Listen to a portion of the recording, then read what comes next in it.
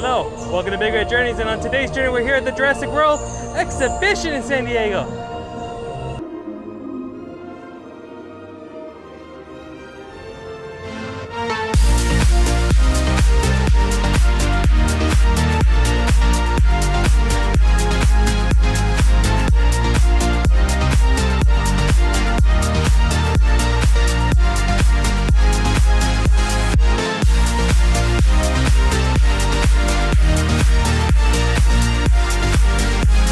Oh boy, so excited for this. Look at this. That giant structure tent. That's the whole exhibition right there, and I can hear some roaring from the parking lot. I'm excited. Wonder what type of dinosaurs we're going to see in there. Just right off the 805 freeway, the Mission Valley Mall. And it is near on the east side of the mall area.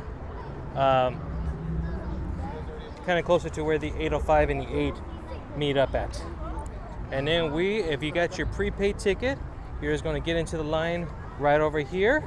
They are time stamped, so you get it from 1, 2, 3, and I think it's like every 15 minutes or so there's a new time stamp for a new entry, and prices do vary based upon the day and time.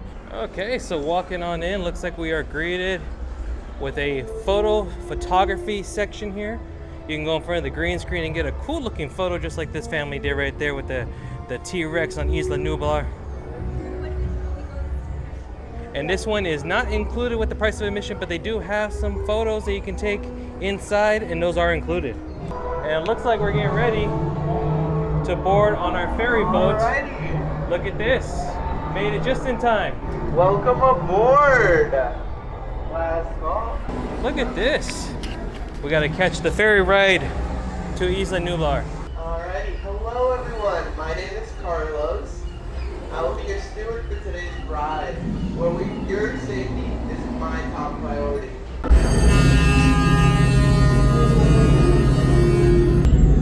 The ferry is now departing. Please direct your attention to the front of the boat for an important informational video. Oh, look at that.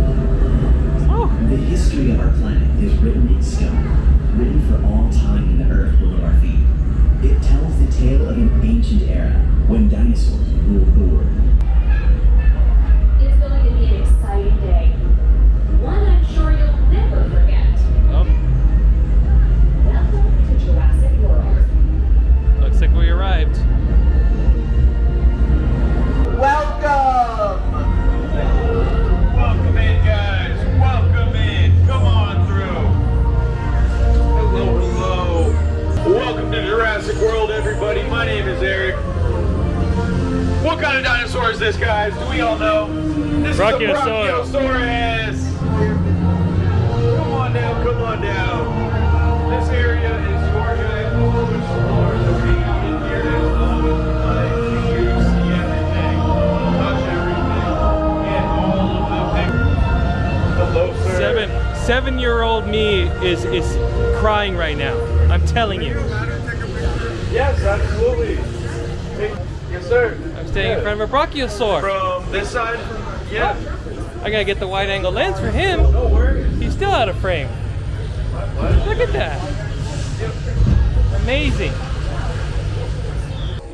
I'm worried he's gonna sneeze on me.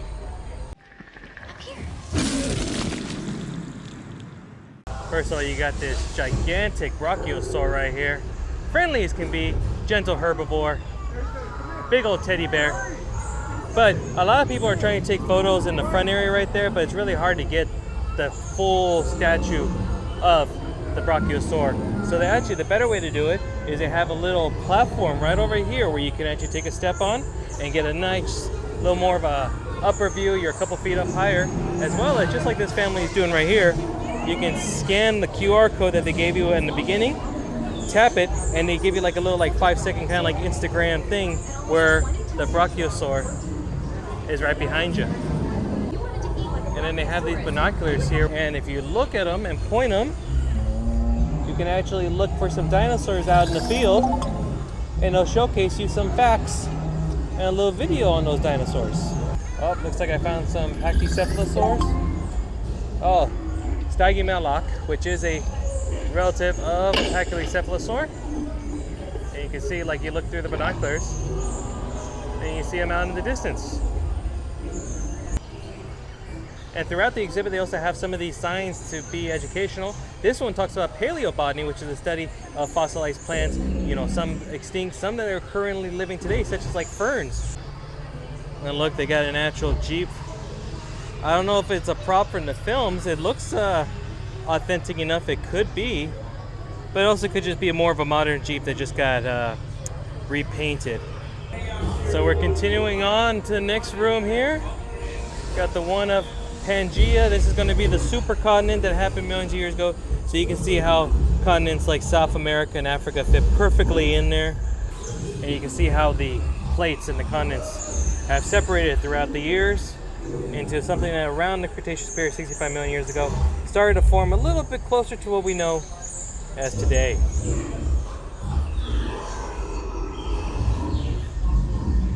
Oh, a STYGIMOLOCH. Yes, we call her Stiggy for short. Yes. Super cute. Very, very stubborn, especially today. She is an herbivore. Yeah, so she is. only leaves and plants for you today, Stiggy. That's okay. And in a random fact, so they are in the family of Pachycephalosaurus, and the dome skull they used to believe was meant for, you know, either protection or for defense against other rivals. But sometimes people are thinking that based upon the curvature of their neck, that it may not be the case because they don't have a straight line like rams and some sheep do. So still yet to be determined what the full function is of that 8-inch thick skull is. But and then I guess next up is the Hammond Creation Lab, Really spectacular, spared no expense. where we can see some. Oh, look at this! Are these These are parasaurs? Look at them, they're just sleeping in their little incubators. These are pterosaur hatchlings. They were hatched in this lab, and when they grow bigger, they will be released back into the park and will be reunited with their pterosaur siblings that were also hatched in this very lab. Over here we have our egg incubators. Please check out the screen to see which dinosaur and which egg is going to hatch and when. Everyone's favorite, not so much mine, but everyone else's, seems to be the dinosaur coprolite, also known as Poop! dinosaur poop. That's right. Look at this, these are some of the actual ambers that were used, that were collected. They were able to get some of the, extract the DNA from. Like this one right here was found in Montana from the Cretaceous period. Is for Stiggy. It looks like the two egg incubators, this one and the one over there, are the same. So you don't have to worry, just go to one, there's nothing different from these. Oh, let's go check out the Triceratops while we're here. Oh, look how cute! And then one thing I did notice that if you take your phone, it actually scans the QR code that's on the eggs. And then, let's see what it does. Oh, I see what happened. So you can watch episodes of Jurassic World Dominion. It's an advertisement. A crummy commercial?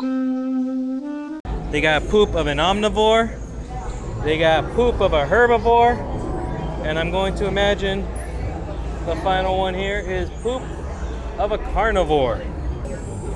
Yeah, carnivore poop.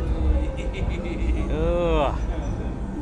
Thankfully, it's in this concealed contraption because meat eaters, their poop is going to be more pungent than leaf eaters would be because of the meat that gets digested in their stomach.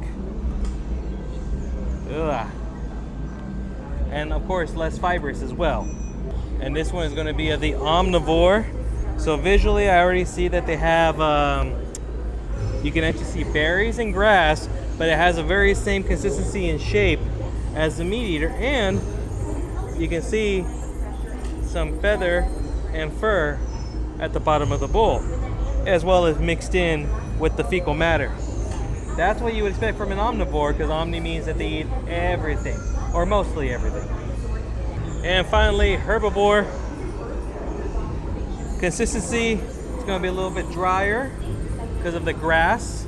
A little more fibrous, should be able to break apart. And you can see lots of twigs, lots of berries, no fur, no feathers. And it will not be as pungent. That's why if you ever go to the zoo and go to the areas where there's like the elephants or the you know, the antelope, the grazers such as horses, zebras, and whatnot, their poop smells, but not as bad as if you were just to be right next to, like, say, the lion. The lion poop is going to be so pungent you're going to be crying. But an elephant poop, yeah, it poops a lot, but it doesn't smell that bad. Here's another one for the QR. Let's see what this one looks like. I'm going to scan it up.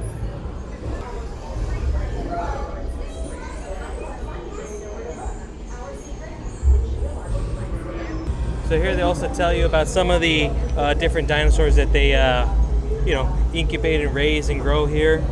So we got a Triceratops. They have a T-Rex. Say again. We have a T-Rex. And just so you know, then I did hear that this is going to be one of the areas where you're going to get to meet a special guest. I heard it's a hatchling that we might actually get to play with. We gotta say hi to my new friend Stiggy.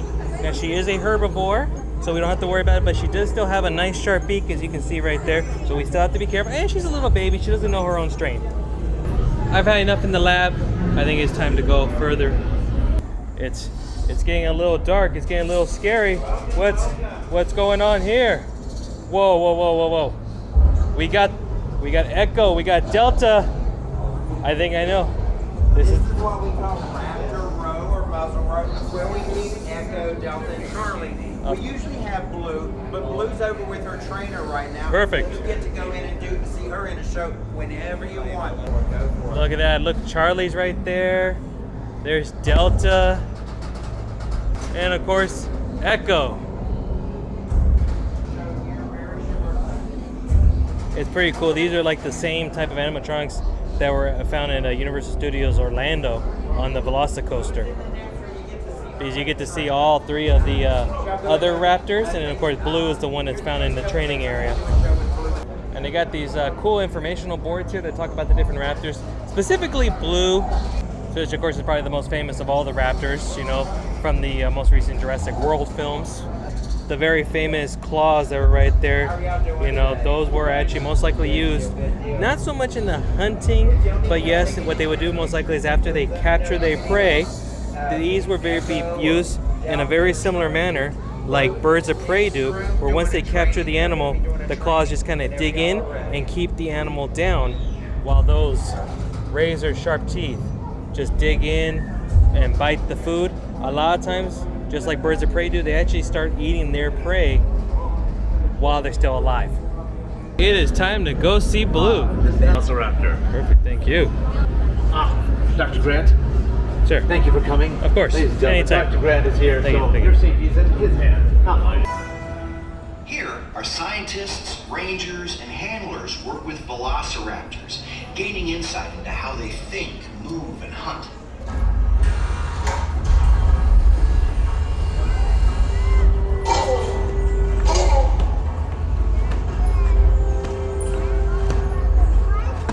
Good, Blue, good.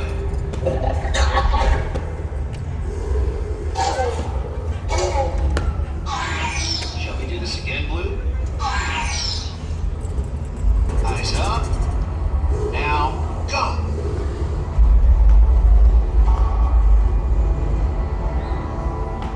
Remarkable creatures, aren't they? Now you've seen how our animal behaviorists train a raptor. Clever girl. So, that was the raptor encounter. That was amazing seeing Blue perform, do her little skills. But looks like we're now in this room, and looks like we got a little dig site that we can play in. Let's see what's in there. So it looks like we got a few little fossils here. Let's we got some brushes here. Let's see what we got. Oh, looks like a tooth, possibly from a carnivore. Even looks like a shark tooth, like maybe a megalodon, about the right size for it. So let's see what we got over here. Oh, this looks like a trilobite to me. Oh yeah, that's definitely a trilobite. Looks like Bumpy the ankylosaur might be coming to join us shortly. Yep. And there's a good opportunity to see the heavy armor of Bumpy, including her club tail, made of the same material as your hair and nails, keratin. Good girl, look at that. This is pretty crazy. So apparently this is the INDOMINUS Rex holding area. But I don't see him. Where is it?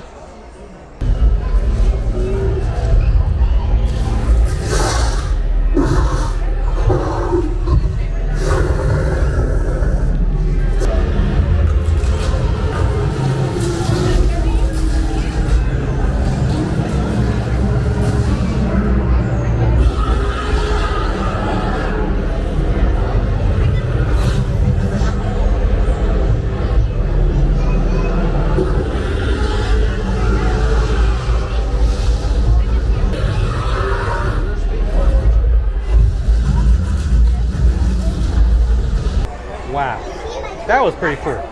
That was scary. You feel the vibration, the floor shaking as they're walking through, and Indominus right there with the roar. And because it has that camouflage ability, we didn't see it until the lights started turning on. Amazing. That was pretty cool. So we got done with the Indominus Rex, and it looks like now we're here with a great photo op where you can sit in the gyrosphere. They need to make this a ride. I'm telling you, Universal, get on it. This needs to be a ride, okay? And spared no expense. Spared no expense. A little bit scared by that. And look at this. You can meet Terry the Pteranodon. Oh, look how cute Terry is. Don't have to worry, but they are technically omnivores. They did eat both meat and plants, depending on the species. And that beak right there, you might see my finger as a delicious morsel, but I'm going to keep it back just in case. Oh boy. What's going on? What's going on? There's an asset out of containment. Please be calm, folks. I think we're okay. I am a trained dinosaur handler. We're okay. It's completely normal. Oh, okay. Well, that's reassuring. She said we're okay. You know, we're fine. We'll be okay. Hi everyone. Can I have all eyes on me, please? My name is Spirit, and this is Haley. We both work here at Jurassic World. We are the safety team. And what's going on is we have an asset out of containment. There's a dinosaur that is loose. Who's seen Bumpy today? Yeah. Who's seen Bumpy? Who's seen Sticky? Yep. Well, those little critters, you know, they tend to get out a lot. Okay, it's just Bumpy. It's just Bumpy. Wait, no, that is not Bumpy. That's a big Bumpy. You're gonna need a bigger boat.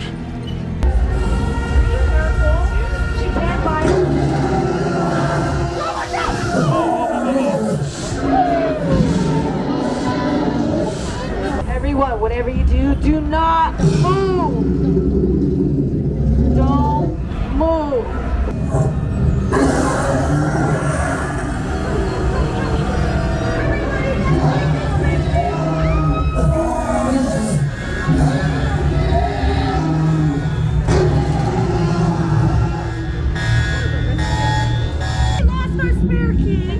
Do you have the key, sir?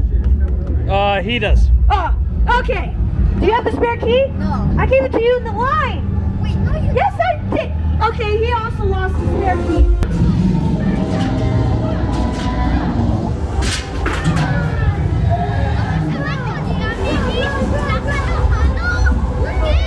Okay, they were able to open up the gate.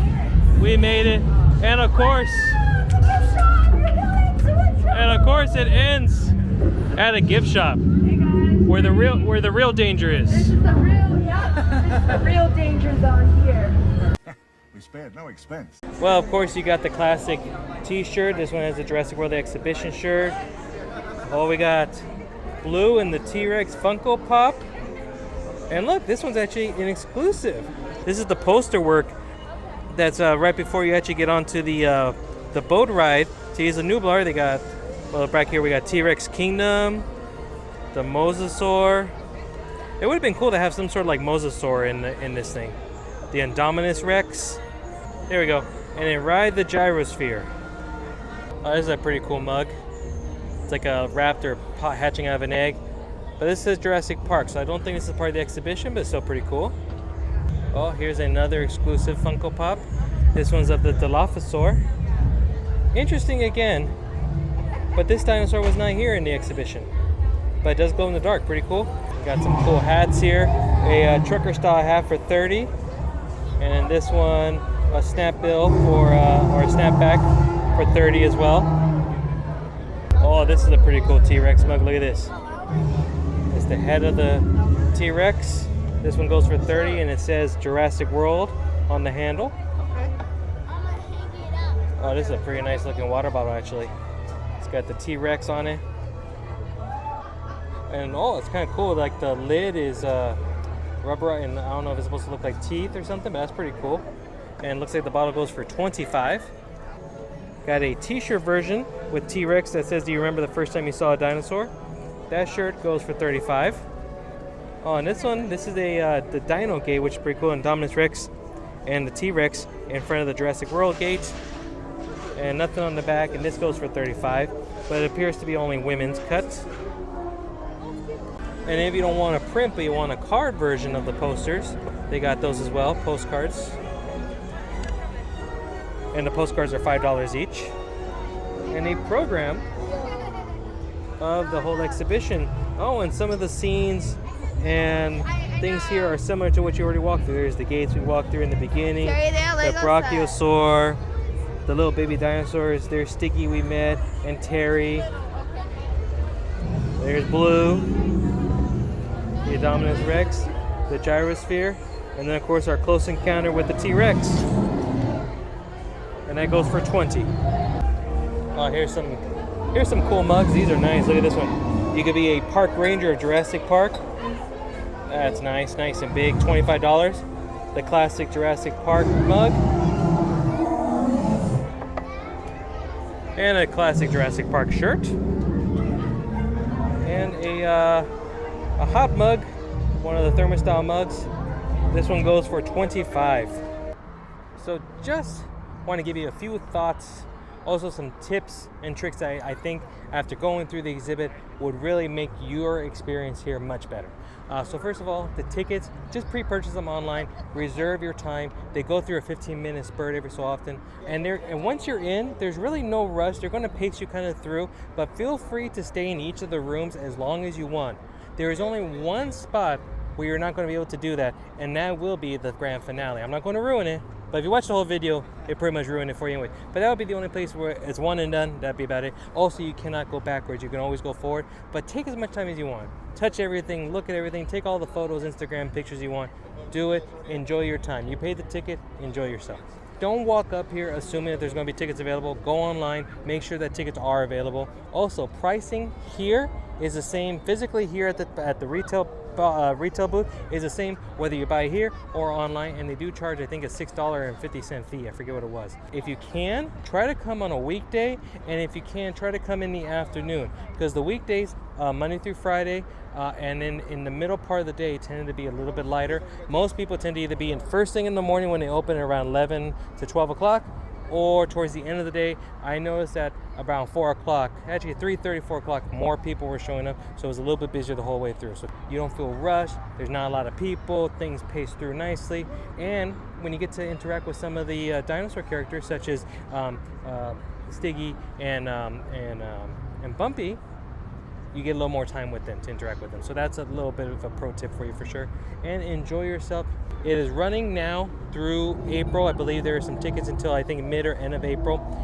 6 months period. I don't know if it's going to be expanded after that. And I don't know where it's going to be going after it's done here in San Diego. So if you're in the Southern California, Arizona region, and this is something I wholeheartedly recommend it. It is worth it. I was a little bit of a doubter at $30, but now going through once, it's definitely worth it. I enjoy myself. If you are any sort of fan of Jurassic Park and or dinosaurs, this is a must-do. No question about it. Well, that is going to do it for today's journey here at the Jurassic World exhibition in San Diego, California. I had an absolutely dynamite time, pun intended, because this thing, the 7-year-old me is just ecstatic. This whole thing is just amazing. I had a great time from beginning to end. Definitely have to do it. I know it is here through April, at least that's when ticket sales are available. I think it's for like a 6-month period. After that, I don't know where it's going, but definitely check it out. But if you like this video, give it a big thumbs up for me. Second, subscribe to the channel if you haven't done so already. And third, hit that notification bell. That way you'll be notified of future journeys heading your way. And of course, follow me on social media at Big Red Journeys on Twitter, TikTok, and Instagram. So from me to you, thank you, and then I'll see you on the next journey. Bye-bye now.